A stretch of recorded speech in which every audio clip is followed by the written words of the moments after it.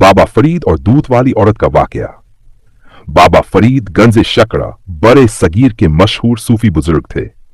आपे की सादगी, दरवेशी और परहेजगारी बेमिसाल थी। आपर के बेहिसाब वाकयात लोगों की रहनुमाई और रूहानी तरबियत का जरिया हैं। उन्हीं में से एक वाकया दूध वाली औरत का है, जो सब्र, दियानत और हक हलाल की कमाई की अहमियत को उजागर करता है। कि बाबा फरीद एक गांव में तशरीफ ले गए, जहां लोग आपस से रूहानी फैज हासिल करते थे। उसी गांव में एक औरत रोजाना दूध बेचने आया करती थी। वो बहुत गरीब थी, अपने बच्चों का पेट पालने के लिए मेहनत करती थी, मगर उसकी एक आदत थी, वो दूध में पानी मिलाकर बेचती ताकि ज्यादा नफा कमा सके।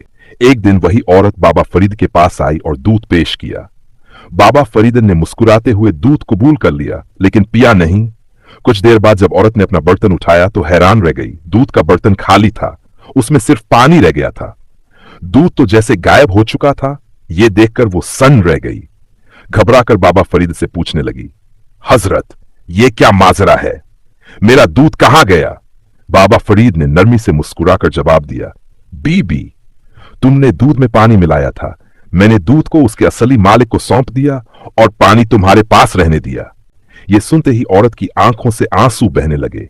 वो बाबा फरीद के कदमों में गिर पड़ी, रोते हुए गिड़गिड़ाने लगी, हजरत, मुझसे बहुत बड़ी गलती हो गई।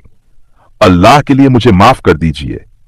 दिल में शदीद नदामत थी। उसने वहीं तौबा कर ली और कसम खा ली कि अब से सिर्फ हलाल और खालिस कमाई ही करेगी।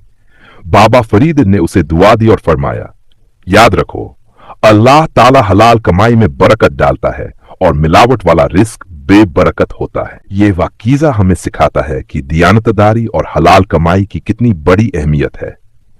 जो लोग धोखाधड़ी से कमाते हैं वो शायद बजरूर ज्यादा फायदा उठा ले, मगर हकीकत में उनकी कमाई बेबरकत और नुकसानदेह होती है।